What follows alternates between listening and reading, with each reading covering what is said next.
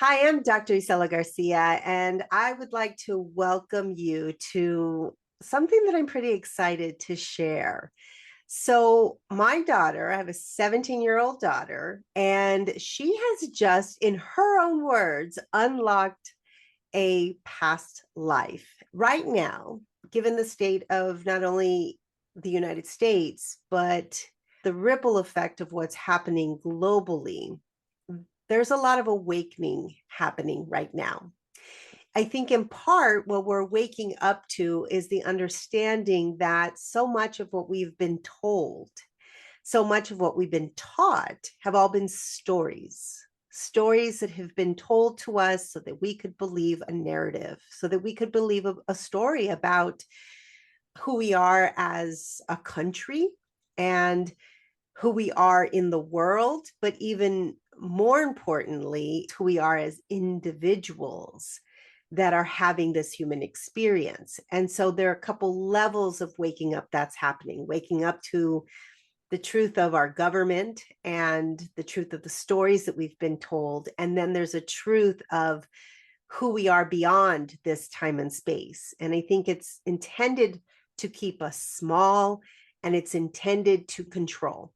And so it's kind of cool to watch. I mean, granted, there's a lot of crap happening and it's really painful and hard to be witness to this and to be a part of this experience. But a lot of people are waking up. And part of this waking up process for some is what's happening with Gia, my daughter. There's an awareness that's becoming more and more apparent. There's information that's coming in from lots of different directions, and you're trying to make sense of it. There might be visions happening in dreams or just sort of these knowings showing up in our lives, and we don't have an explanation for it. So there might be a lot of things that are happening that just feel overwhelming and confusing. And so I thought, since Gia was experiencing this herself, that I would invite her here to talk about this. The second thing I want to talk about is how I intentionally approached spirituality within our house. I made some very conscious decisions about how to allow Gia the freedom to navigate her own personal spiritual journey without actively imposing my beliefs upon her. And I want to talk about that because I think there are a lot of parents who want to provide support to their children in terms of developing their spiritual awareness without pushing. So I want to talk about that. The third thing I want to talk about is some of the things that you can do if you are starting to get information coming in from ways that are a bit confusing or overwhelming to you. I want to create a space where you feel safe enough to explore this, because if it feels unnatural or weird to you, just know that that is part of the journey. Thank you for being with me, Gia. Hi. So Gia is 17 years old. She's about to graduate from high school. Recently, Gia and I went to a bookstore, and Yeah. so she found a book about My Little Pony, right? Was that it was the art Yeah. style. I have it. I have it here. Okay. It's the art of Equestria. It's usually animated shows or like cartoon shows. They usually put all of the art into a book so like you can buy it. And it has stuff like concept art for the characters and backgrounds, just like how they made the show, even like animation. Yeah, but I didn't even know they had this, and I found it at the bookstore, and I was like, oh my God, I need it. So Gia is an artist, side Yeah. part of this story. And so books like art, any kind of character Yeah. development and storyboarding is something that's super interesting to Gia. And then to find the My Little Pony one, Right. right? It was a big deal. It was a really big deal. So Yeah. then what happened? I was looking through the the book because I wanted to create a concept art for my portfolio for college. Well, it wasn't even for college, it was just to make a portfolio of characters. And I was like, "Oh, I really want to make a portfolio of characters." And in the past, I've done a lot of research on like Native American tribes because I've been interested in creating someone part of an indigenous group of people as a character lineup. So like multiple characters.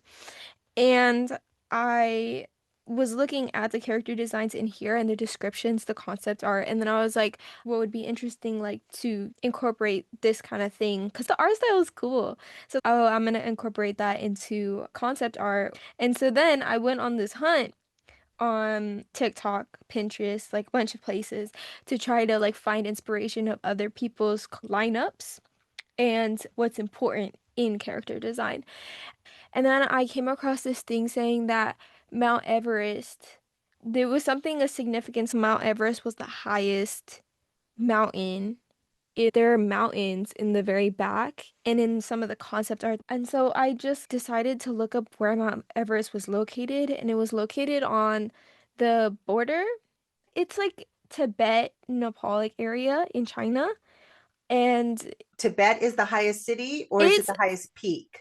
it's the highest peak. It's a plateau. And it's called the roof of the world because it's so high and the altitude is so high. A lot of Tibetan people and people in the Himalayas live below Mount Everest. Wow. Okay. So you find out, you go down this rabbit hole, basically, like where is hmm Mount Everest? You find out that it's on the border of Tibet and Nepal. You find out people live there. And then what happens? I started doing research on the people because I found it interesting. I was like, how do people survive on Mount Everest? There were a lot of documentaries on Americans who traveled up Mount Everest. Obviously, there have been like many people who have attempted to climb Mount Everest and haven't succeeded and have had just really intense experiences climbing it. I can't even imagine. But I was like, how do they live there? Why do people live here? And so then I went down this rabbit hole of Tibet in general because China is relatively big. And I've known like a lot of stuff about China because I watch Chinese dramas and Chinese idols. I'm aware of that stuff. But I've never heard of Tibet. And so you did some research around the people. And then hmm the next morning, after we had gone to the bookstore, I was in bed waking up, and she came in with tears in her eyes.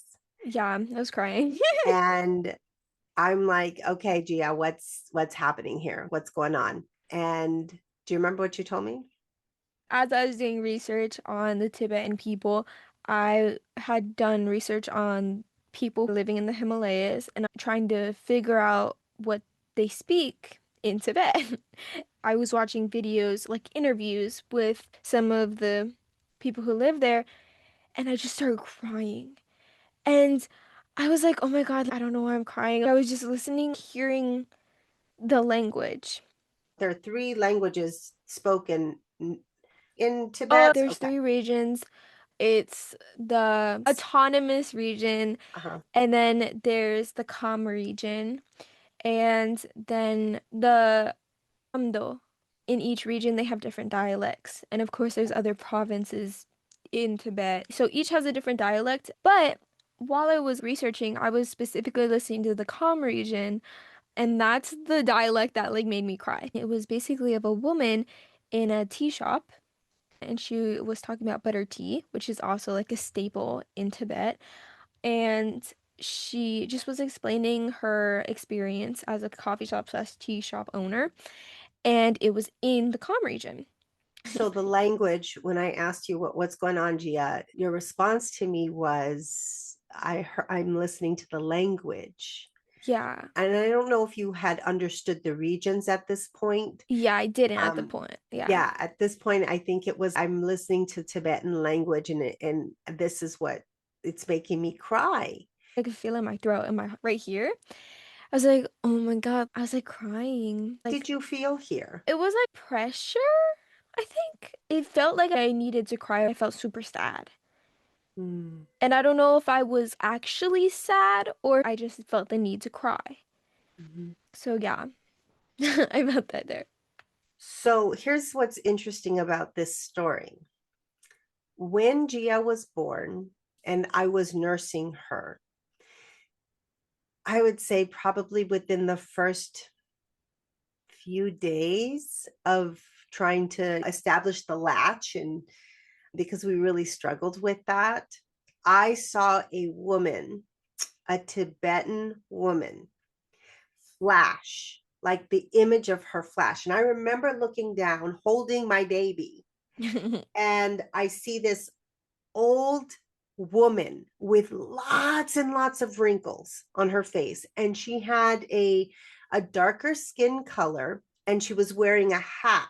And I knew because I could see a little bit of her hair sticking out, but it was sort of brimmed around here. And I don't know anything about Tibet outside of the Dalai Lama, and I know a little bit of Buddha and Buddhism. I know it from a spirituality perspective, but I don't know anything about Tibetan people. I have no idea why my my interpretation of seeing this woman, which is kind of freaky when you're nursing your newborn baby and you see a flash, and it's Yeah. not only jarring, but it's also like, did I really see that? Because it's weird.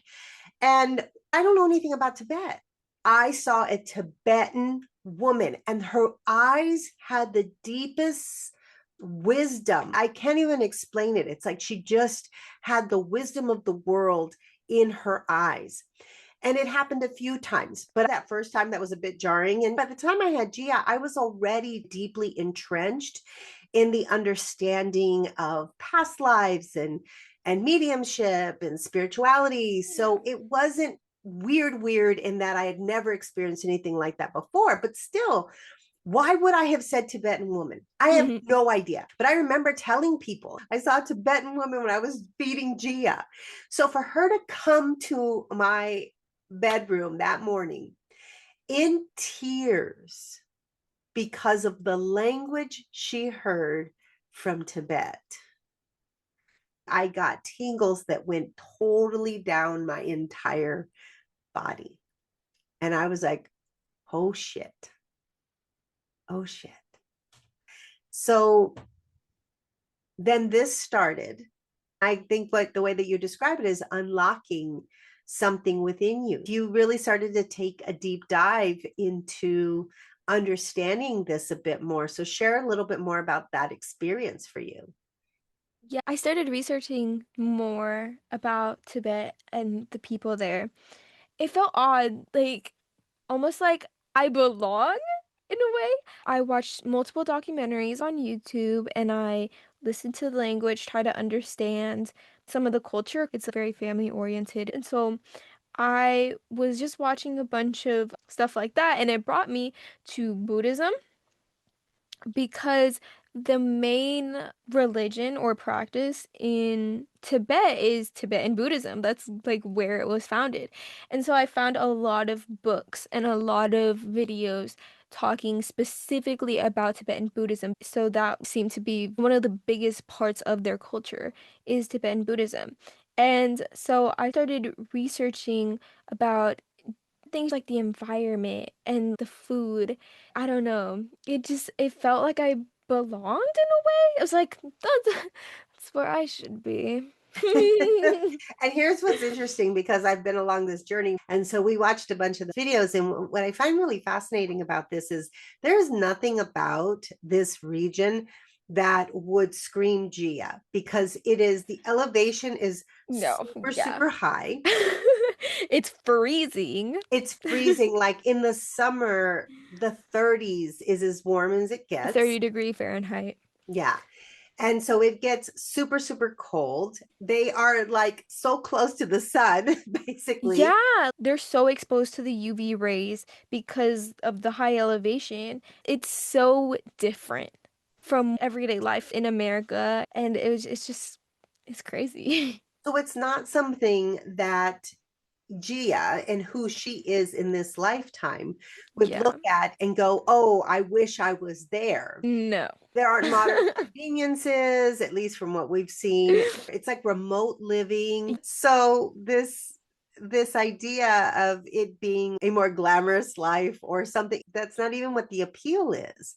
The appeal is that there's something within her that feels familiar, that feels Mm-hmm. familiar. Yeah. There's a knowing that's come up and for her, and it's very hard to understand. And here's another freaky thing. Gia used to say to me when she was younger, I don't think you've said it recently, but when you were younger, you used to come up to me and say, Mama, I want to go home. And we were home. Yeah. I've And said it recently. yeah. I've caught myself doing that. I'm like, wait, I am home. Like I'm confused. So it used to scare me a little when she was younger because I'm like, well, what does she mean? And you were so young, I think it was really Yeah. hard to even ask you that question because you didn't really have an answer to it. Mm-hmm. And so here I'm thinking, okay, does she mean like back into spirit? I don't understand where you're trying to go because this is home. My home. My home. I don't know where my home is. Yeah, And no, like I didn't know. I didn't know. And I didn't know what that meant. But I was like, I want to go home. And so now, as you've been doing all of this exploration of not only Tibet, but Buddhism, Gia had asked me about Buddhism, I would say off and on for the last several years. We would just have conversations about Buddhism. And one of the things that was really important to me was to not push my spiritual beliefs onto Gia. And in terms of relationship with God or relationship with Jesus or those types of conversations that happen in a lot of Christian homes was something that I wanted to avoid. And the reason is because I believe that our sacred journey is a journey into a deeper awareness of your relationship with who you are, yourself, your highest self, which is the connection to source, the all that is that many of us call God. I made the intentional decision to show up as love, to show up and be it in how I parented and how I engaged with others in the world.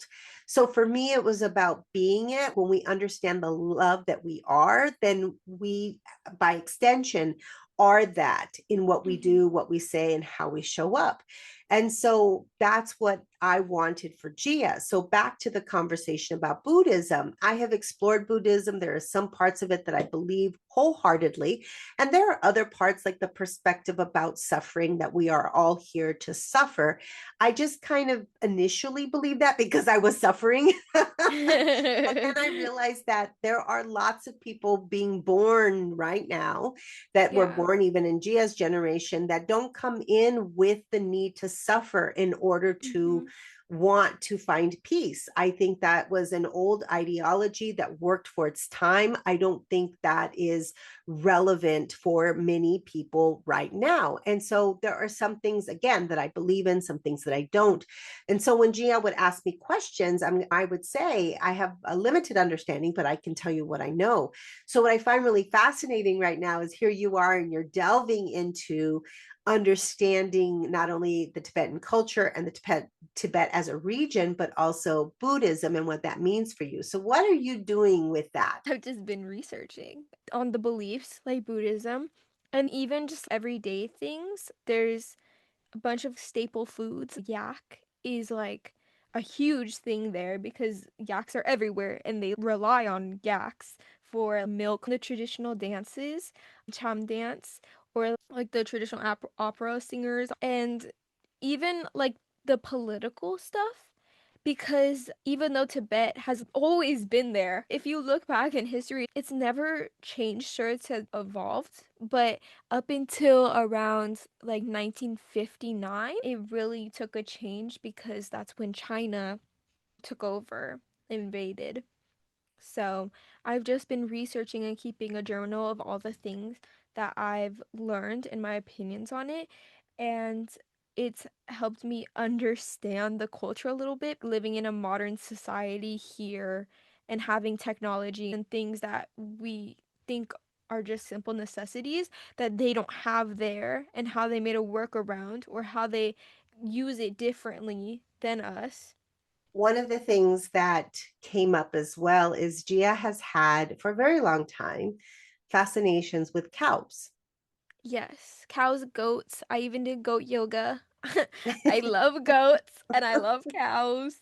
Animals in general, but I really focused on cows and goats. And I've even done art pieces that are just cows and goats. And then while researching, it's common for people to have multiple cows, like 30 cows, like 20 sheeps and goats.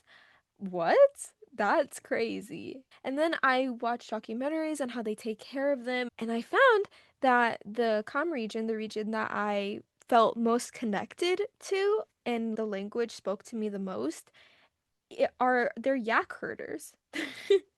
They're in the rural areas that are taking care of the animals and making, milk, butter, cheese, all those things that are necessities. So that was So, really crazy. yak is not something that we typically talk about here where we live in Arizona.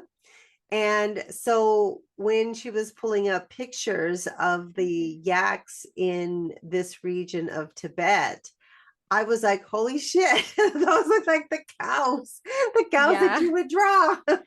I literally drew like cows like that. So, right after this happened, we have a museum out in Mm, Arizona called the Music Instrument Museum. So they were having an event around hip hop, mm. and so I was like, "Oh, we should go do that." And Gia's first thing was, "I want to go find Tibet." I want to go find Tibet. I've been to the Mim like many, many, many times. I always go to Africa and I always go to Asia. Those are my favorite places to listen to the music. And I was like, oh, I want to go find Tibet because I haven't intentionally listened to Tibetan music. So we went all around trying to find Tibet. There's like a section that's literally says Asia, and we went to Asia because it's in China, and we are like looking around, looking around, and we're like, where is it? We can't find it. And I was like, there's no way that they didn't put it in the MIM because they have a lot of instruments native to Tibet. And so we were like looking around, and then all of a sudden, Mama, she found it like the other side. Just so that you know a little bit about the MIM is it is broken up into the continents, Mm-hmm. and it has instruments and a little bit of the history of music in regions across the world. Each region, each tribe, they have a TV and it rotates through some of the music that's traditionally played there. And then it has the actual instruments there to see. And so whenever you walk up to the TV with the headphones, it automatically connects and you can listen to it. And so you just go through the whole world and listen to each song and music from there. Yeah. So we were searching to find the Mm-hmm. display. I was facing one direction and something said to me to turn directly around, and there it was. Mm-hmm. It was like suddenly it appeared. It was the weirdest Yeah. thing because we'd walked around and around and suddenly it appeared. And so it was cool because there were probably, I don't know, maybe five or six instruments, Yeah, there but was only, it was small, small yeah, it was a small selection. display. But when you listened to one of the songs, Yeah, I started crying. There was these women and they were dancing and then it had obviously music in the background and I just started like crying and I felt the pressure in my chest again. I don't connect with things that easily. And so the fact that I connected with the music and the instruments was kind of crazy to me because that doesn't ever really happen. Yeah, because I struggle with connection on many accounts, many things. well, and just to let people know, you do have ADHD, which is autism, and ADHD together. So some of Yeah. that may be neurological going on. Mhm. So it's not that Gia doesn't have empathy when it comes to, seeing people in distress or Yeah, animals in like distress. yeah, I Like, still feel it. yeah, she feels that, but connection to things Mhm. that she doesn't have a strong bond with or a relationship to doesn't generally happen. So to hear music and instantly become connected to it, Yeah, it was a big thing. I know it's very common for people to listen to a song or music that makes them cry, and I've only had one experience, and it is a BTS song. And it was because I knew the backstory to the song, and that's why I was crying. But I never had the song bring me to tears like that. Let's talk about some of your ideas around merits and what you've learned about Buddhism and merits and some of the things that you've been exploring with that. The thing is, my whole life I've been aware of like mindfulness and everything and, meditation, stuff like that. Because even in my elementary school, we did meditation, but I didn't know anything about Buddhism. I know about spirituality, but I don't really know anything about Buddhism. So when I was researching Buddhism, they have to get more merit in order to have a better life in the next life. There's this thing called a prayer wheel, and it usually has scripture on it. I have a picture. They have the small ones that are handheld, and then the bigger ones you spin. And they basically have scripture on it. You pray with it. It's very common in Tibet, and everybody's doing it, like everybody. And it can get you more merit. And so then I was thinking, I'm not suffering. I've never suffered. Even though I have a bunch of health issues, I wouldn't consider myself to be suffering. I'm a relatively positive person, and I think that my life is really good compared to other people in general. And so I was like, but does this mean that if I'm having a good life now, does that mean in the past life where I was in Tibet or anywhere, was I attaining merit to have a good life now? How do I know? And it makes sense. Why would you not want to have like a good resurrection and be in a good family and have a good life? Am I that life? Did you Do get I it? Did you did win? I did I win? Do I have to get more merits now for my next life? Like I'm confused. I don't know. I don't get merit now. Will my karma be bad? And so I was researching some more, and everybody's talking about all living beings are like your uncles and your mother, and you have to be kind to all living beings. Like you can't be mean to them, you can't kill them. Well, I've killed a lot of bugs. Like a lot of like aggressively too, because I hate bugs. I hate bugs. I'm like aggressively killing bugs. Okay, does that count as karma against me? Am I in the good life right now? Like Right. was that like I don't so anyway. I'm concerned. So their way of life culturally Mhm. is so deeply woven into Buddhist beliefs. There's so many communal Yes. experiences, the way they take care of each other, the way they come together. Yeah, it's considered like the happiest place on earth. People call it the happiest place on earth because the people there are so happy. Like they're living their best life. And I think that the reason that they're like so happy is because they're so communal based, and also because they're kind of cut off from the rest of the world. And how have people described you? They describe me as being bubbly and happy. Those are like the two top things that people say. And I don't know. I think I am. I think it's fascinating because, people see you because, in part, Hmm. there is some masking going on because that's what Yeah. happens with people who have autism. But also, you have your ups and downs the way a lot of people do. You're super resilient when it comes to navigating your experiences of life. And you do have this joyful presence. Like Mm-hmm. it's just kind of your nature. So I find this Yeah. idea of merits really interesting. This deep dive that you've taken in understanding that your choices that you make to be a good person in this life means that you could have a better life next lifetime. I've seen many different documentaries. The monks, they interview them, and they're like, "Well, I'm here because I want a better life in my next life." And that's like amazing commitment. Do this now in order for your next life. Like you're not even you. Like your next life. And so, yeah. And so, That's what if just you're the culmination of all of that right. and you've landed in a good life? Right. So then what do I do now? Am I like, Should I go become a monk? I'm confused. I don't know what I do now. They don't say what happens after I resurrect. What am I supposed to do? So I'm a medium. I speak to the dead and I speak to angels and guides. Hmm. And I have very, very strong spiritual beliefs.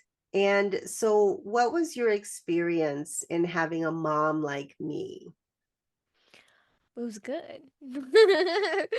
you you were always living the way you wanted to live with spirituality and everything. You were always doing your own thing. I have friends that are religious in like Christianity, Catholicism. Catholicism, Hmm. right? And some people who are just not, and some people whose family are. And I think that being able to have my own opinions and my own way of thinking benefited me. I don't have fear about like researching a different religion. I have friends who feel that they're stuck just because their beliefs are different from their parents and they shame them. And I think that because I wasn't in a place where I had that, nobody was shaming me, nobody pushed anything on me. I was just free to find whatever. You had a lot of the books on spirituality, on Buddhism, and you also studied other religions, don't Hmm. you? Hmm. Yeah, and I think that if I had a question, I would come and ask you, and you would answer to the best of your ability, and then I'd be free to research whatever. I'm glad that I had that freedom Hmm. to experiment and find out what clicks. When I was younger, we used to meditate, and I think that that did help my mindfulness and my social and emotional well-being. Hmm. I don't think that pushing religion or a belief onto somebody else is good because it's just your own opinion. It should be up to the person because that's the way of their life. I think there are a lot of religions that have a belief that if you don't follow this particular path, Yeah. the path of Jesus, the path of whatever the Bible Yeah. says, the interpretation of the Bible, if you don't follow this path, you're going to spend eternity in hell. I don't come from a fear based lens. I'm not afraid of a hell or a hellfire because I don't believe there is one. Yeah. I don't see God as a judging God or a God that is going to punish us if we live a life that isn't deemed a spiritual life or a life of doing good things. I think this is the soul school. We come Hmm. to learn particular lessons. So Gia did not grow up with this idea of a God that we had to praise or Yeah. a God that we had to be fearful of. I think those limitations is Yeah. what creates fear. And so Gia didn't have either of those things. And those of us who grew up in religion, I grew up as Catholic, and then I will actually practice with Jehovah's Witnesses for 7 years. And then I did like 4 or 5 other religions, just trying to find something that resonated with Yeah. me. And so for me, I had to undo so much of Hmm. those teachings. And that part in itself can be very, very challenging when you're deeply entrenched in those belief systems. And so I think you have an advantage because you didn't have anything to undo. I think that one thing that was different about Buddhism while I was researching is that they seem very respectful of other religions. Like they're not pushing anything onto you as an outsider. They're not saying this is the way life is. Right. They're basically saying this is the way life is for me. So let me ask you this. If you were to come to me and Hmm. say to me, I want to go into Christianity, or I'm really interested Yeah. in learning about Catholicism, what would I say to you? Okay. If I had like questions about it, you would try to answer them, but you wouldn't shame me or be like, that's not the way that we do it here. I think that's very free to believe whatever you want, as long as like you're not being evil to people. Right. Yeah. Like you don't want to hurt people. Like that's kind of wrong. Yeah. Like ethically. I think the first thing is we have a responsibility to learn from our children, because I believe that the contract that we have with our children is twofold.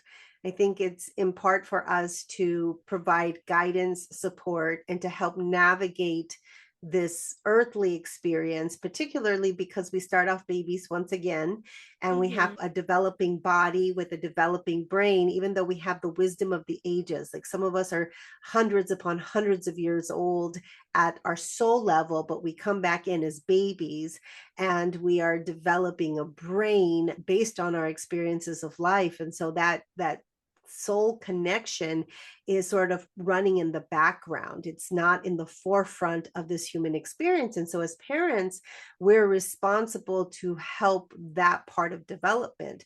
The second part is for me to recognize as your parent is that you're going to bring things into my life. You're going to bring ideas and perspectives and challenges and all of those things that are intended for me to learn more about myself, about who I am in relationship to you and who I am. And so I think that's where a lot of parents kind of get a little wonky about their role as the parent. It's like Hmm. you're not just here to guide your child, you're here on a contract that you established with this soul to learn and to grow as well. So there's a mutual respect, I think, that should happen from the very beginning. This is a journey that we have agreed to have together. And so part of that journey is learning that you have your own sacred journey. Hmm. I've done my job of providing that guidance and the support and Yeah. to help you feel, I think, strong about who you are as a person, to have confidence, to be able to navigate life's challenges, because we all have them. But it's also my time to kind of step back and go, okay, like you get to make some decisions about how you want to do life. And Yeah. that might be what you believe in terms of your own spiritual development. Yeah. Yeah. So if this is interesting to you, I want you to just kind of lean into anything that might be showing up for you. You might be someplace like at a grocery store, and a song will start to play and you'll get a sensation or a feeling in your body. This is why connecting to our bodies is so critically important. You might get a sensation, or you might get a chill that goes down one side of your body, sort of like goosebumps. Sometimes those are signs that this is something that's familiar to you. I've had this happen many times, but one that was deeply profound was when I went to North Dakota. I went there to do a conference, and I remember stepping off the shuttle from the airport to the hotel. And the moment I stepped off that shuttle, I felt a knowing of the land. It's like I felt like I had been there. I felt like I knew this land. There was something deep within me that resonated. And I couldn't explain it because I've never actually in this lifetime been to North Dakota before then. And I had so many little tiny experiences with people of the Lakota tribe that by the time I was done with this trip, I knew that that was a prior life for me. And so there are things like that that show up in our life. But see, we are socially conditioned to ignore those things. We are socially conditioned to believe that that's not possible, or we're You're so crazy. yeah, that we're crazy. There's a school of thought that time is not on a linear plane. That's kind of what we do here on earth to make sense of our day-to-day experiences, but everything is happening at the same time, because beyond this time and space, time is vertical, it isn't linear. So quite literally, we're sitting here talking about a past life experience when we go beyond this time and space, it is actually occurring right now. So I have this weird sensation when things like that happen, that we're actually crossing. We're crossing those experiences because my soul is still in all parts of these lifetimes. Here we make sense of it on a linear scale. Beyond this time and space, it's all happening at once. So sometimes it's hard to understand that. But I would encourage you to start to pay attention to those things, write them down, just Yeah. kind of notice those moments that you have and give yourself permission to believe that this could be you at the soul level communicating to you about other lives that you have had. I also want to share that there is this book. This is an old book. It's by Brian Weiss. It is, let me see when it was published. 1988, this book was published. It's a long time ago. So it was published in 1988. He has lots of different resources now, but this was probably one of the first books that was accessible to us, called Many Lives, Many Masters. And as always, I would encourage you to go within. The answers aren't outside of you, the answers are always within you. And so you want to get in touch with your body to really understand whether the information you're receiving deeply resonates with you. Because if it deeply resonates with you, not from a fear-based place, but from an inspired place, then you're on the right track. So thank you all for hanging with us. And thank you, Gia, for sharing your story. Gia actually has been expanding her awareness. She has seen dead people from the time that she was very, very young. And so she's still working on making sense of that in her world. So maybe we'll have her come back and share some of those experiences as well. So thank you all very much. Bye bye.